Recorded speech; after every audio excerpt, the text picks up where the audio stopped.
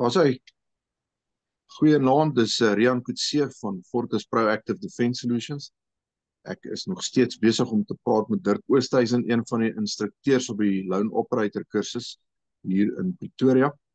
Dirk, welkom weer eens. Ons is nog steeds op die kwessie van opleiding en alles wat daarmee gepaard gaan in Afrikaans. So, wat ek mee wil afskop is, as ek byvoorbeeld ergens in 'n tipe situasie was, meer pertinent verwysend na geweldsmisdaad of iets, en ek ervaar trauma, daar's goed wat my pla, of ek het 'n vrees vir vuurwapens. Jy weet, baie mense het 'n vrees vir vuurwapens, hulle ken nie die goed nie, ensovoorts.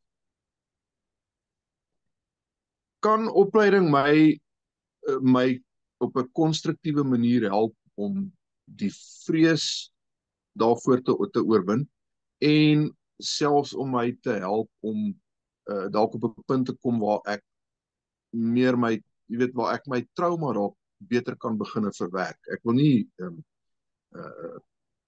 'n sielkundige rigting gaan daarmee nie, net meer oor die goed soos die feit dat dit vir jou selfvertroue gee en dies meer. Nou, Adrian, ja, baie dankie vir die geleentheid weer.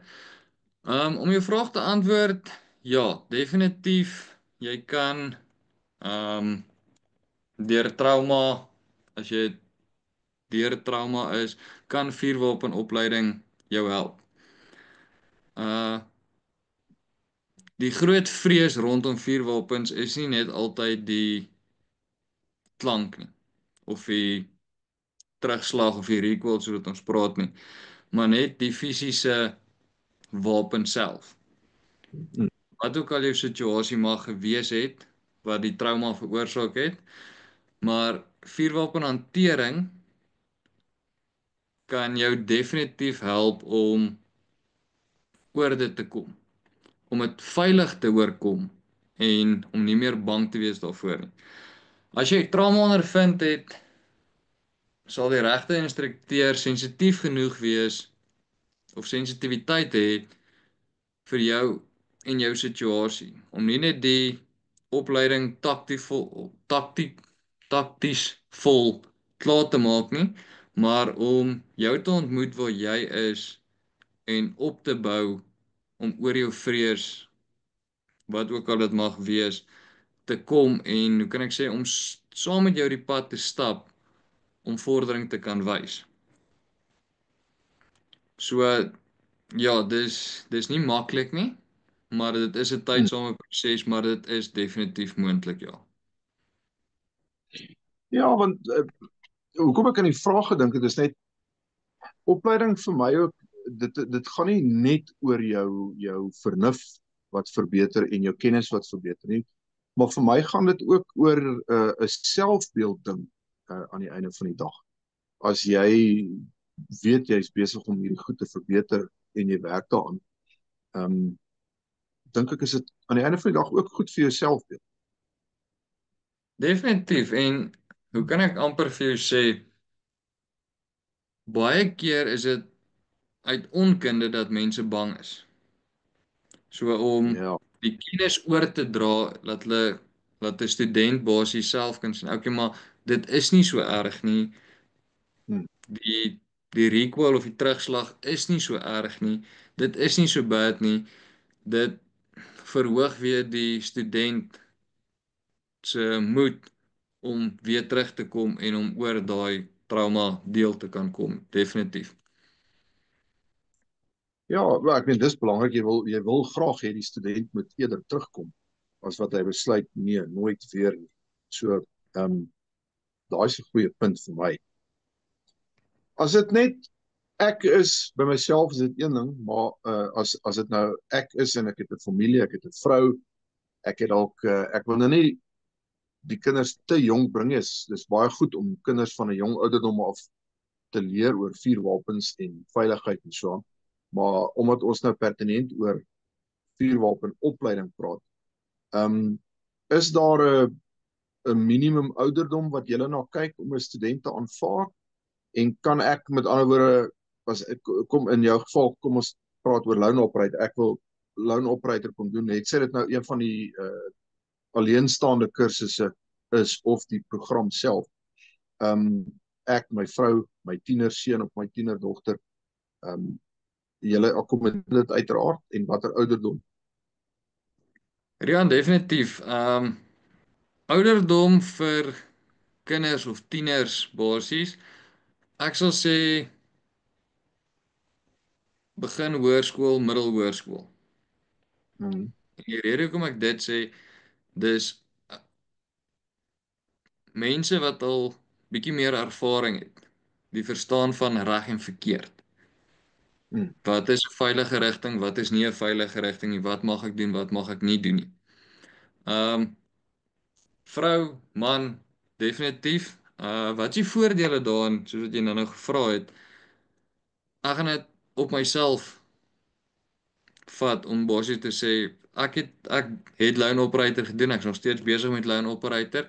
My vrou is ook nou besig met loan operator. Hmm. Kennis wat ek opgedoen het, kennis wat sy opdoen, is dieselfde. Sou ons ooit, hoop nie, maar ooit in 'n situasie beland, Hmm. het ek en sy 'n beter verstandhouding tussen mekaar. As ek links gaan sy weet, okay, ons gaan links of sy gaan moet regs gaan, dit hang af wat die situasie is. Maar ons Hmm. denkwyse en hoe kan ek sê mental awareness is basies op dieselfde vlak. En Ja. dit is definitief 'n groot voordeel as 'n familie saam opleiding doen, want dan weet almal presies wat gebeur nou, wat moet gebeur en wat gaan gebeur as hierdie gebeur. So dis nie Ja. net verskiet nie, maar jy kan dit in jou huis ook vat. Sou die beams in die aand buite af gaan 2 uur die nag, wat is prioriteit 1? Is prioriteit 1 spring op, sit die lig aan, hardloop voor deur toe en kyk wat gaan buite aan, of ek as man van die huis spring op, beveilig, kyk of dit veilig is. My vrou gaan na my dogtertjie toe, hou haar veilig tot en met ek nie aan die deur klop en vir haar sê okay, dis veilig, kom uit nie. Daai verstandhouding tussen ons het regtig persoonlik baie groot gegroei en dit net omdat ons saam dieselfde opleiding gekry het. Dis 'n baie goeie antwoord daai en ek dink dis baie insiggewend. 'n ander ding, dit laat my dink aan 'n ander ding is hoekom dit ook as ons nou praat van die familieverband, maar pertinent van jou vrou ook betrokke kry sover as moontlik. Jy's nie altyd daar nie. Definitief. Ek is nie baie keer hou werk my besig. Hmm. Of ek is weg, het sy vir opleiding of vir werksdoeleindes of so nou en dan so skelm jagtrippie. Maar dan is my vrou alleen by die huis en Ja. dit stel my meer gerus dat ek weet sou iets gebeur, sy haarself en my dogtertjie basies kan beskerm sou dit nodig wees. Ek dink daai is bitterlik belangrik en ek dink dit is, ek meen ek het nou al soveel keer gehoor wat mense praat van, jy weet, dis die man se verantwoordelikheid en alles. Ek dink ons is lankal verby daai punt. Enige iemand kan deur misdaad geraak word en albei partye, jy weet, in terme van 'n ouer paar wat is nie altyd by mekaar nie. So dis beter as albei die partye weet, of as daar groter kinders by betrokke is, jy weet, laat hulle ook verstaan en weet hoe dit werk en kan skiet en dies meer. Ek dink dis aan die einde van die dag goed wat waarskynlik lewens kan red. Dirk, as ons nou kyk, ons is nou by die familieverband, so dis klaar 'n groep, maar as ek nou gaan opleiding doen en ek is nou deel van 'n groep aanvanklik vreemde mense, tensy ek 'n klomp van my vriende bymekaar kry om saam te gaan. Dink jy daar's voordele aan om in so 'n groepsverband opleiding te doen gemeet teenoor by myself as ek meer individueel opleiding gaan soek? Is daar goed wat ek meer voordeel uit kan trek omdat dit 'n groep mense is eerder as net myself. Rian, op daai punt, albei het sy voordele en albei het ook sy nadele. Kom ons begin in groepsverband. Jy het meer mense. Kom ons gebruik 'n voorbeeld, jy het 20 of 25 medestudente Hmm. wat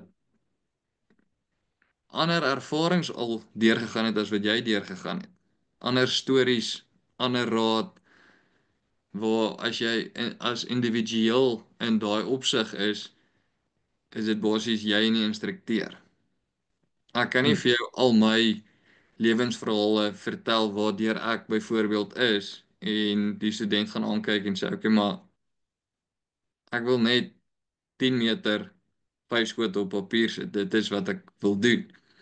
Maar in 'n groepsverband, die voordeel is hoe meer jy saam opleiding doen, hoe meer begin die ouens mekaar verstaan. Ons praat baie keer dat vorm soos 'n brotherhood basies in die groep Hmm. waar die ouens mekaar basies motiveer. As jy basies Spangees. spangees Span. definitief Hmm. die baie keer in van die shoots het ons soos klein kompetisietjies wat ons sê okay, Hmm. hoorie, julle gaan nou teen mekaar skiet, die wenner word bo gekroon byvoorbeeld, dan Hmm. is dit onwetens kompetisie onder mekaar. En net daardeur groei daai spangees, maar die ou langs jou kan ook vir jou sê, hoorie, het jy 'n bietjie 'n afdag? Jy het laas keer het jy Hmm. beter geskiet as nou. Is daar fout? Is daar iets waarmee ek jou kan help? Hmm.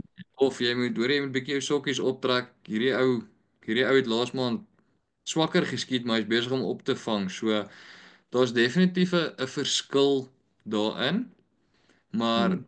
met individuele opleiding kan die instrukteur meer, ons praat van 'n one-on-one, 'n een-op-een sessie met die persoon hê. So ek sal sê 'n one-on-one sessie of 'n een-op-een sessie het sy voordele of het sy plek. Hmm. Kom ons stel dit so.